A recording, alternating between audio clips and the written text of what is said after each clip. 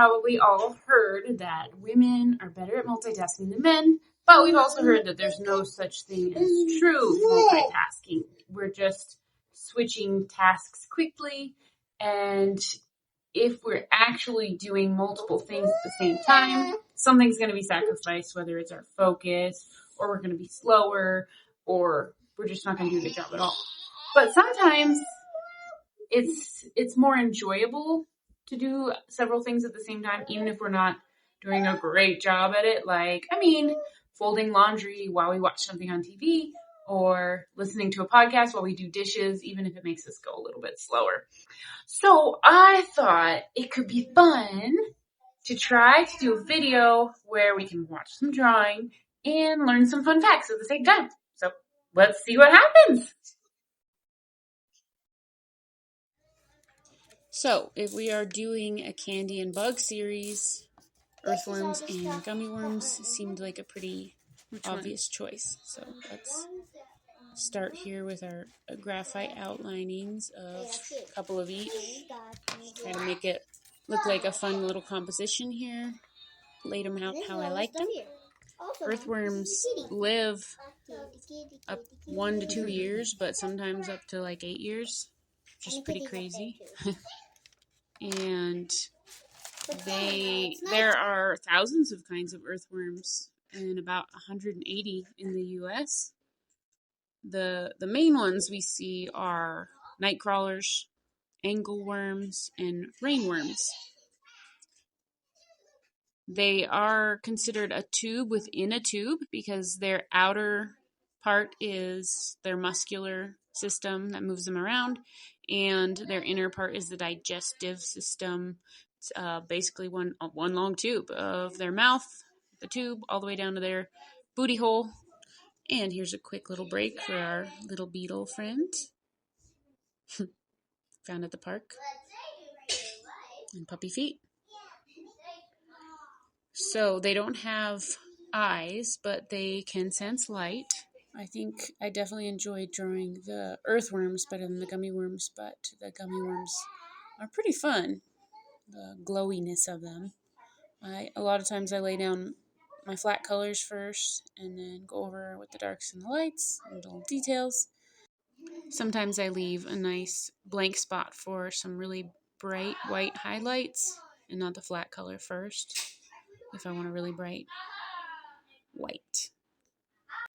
Even my brightest red was kind of dark on the black background, so that's something to keep in mind.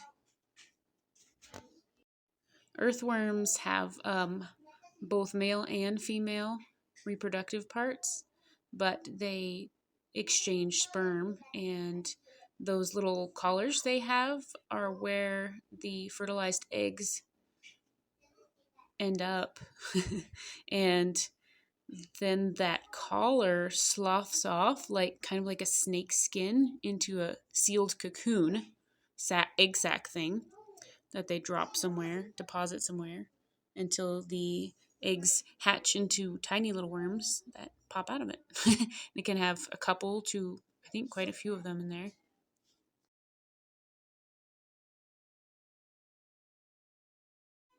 And on this gummy worm, I decided to try a white layer before adding that red, and it definitely seemed to make it a little bit brighter, a little more like a gummy worm.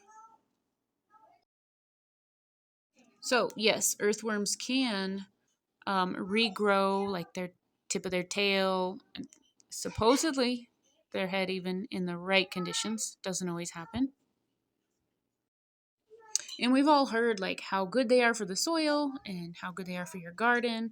They can add air to the soil, break it up a bit, and add nutrients and things to it. One of the ways they do that is their slime that helps them move around that they have adds nitrogen to the soil, which gives nutrients to the plants. They move deeper soil upward to the topsoil, which is good.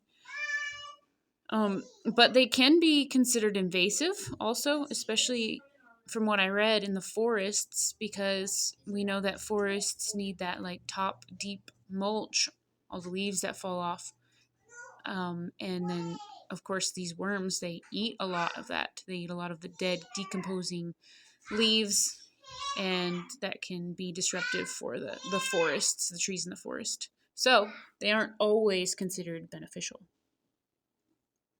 And of course, my daughter wanted to play war while we were in the middle of this, which I thought wouldn't be very enjoyable for her with me being distracted, but she was pretty happy with it. So that worked out. Little 2-year-old artist drawing down there. And this worm was my favorite just because he looked so glowy.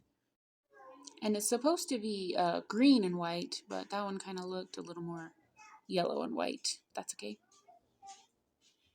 And just adding those shadows just, man, makes everything pop so good. That's probably my favorite part on any drawing, is doing shadows.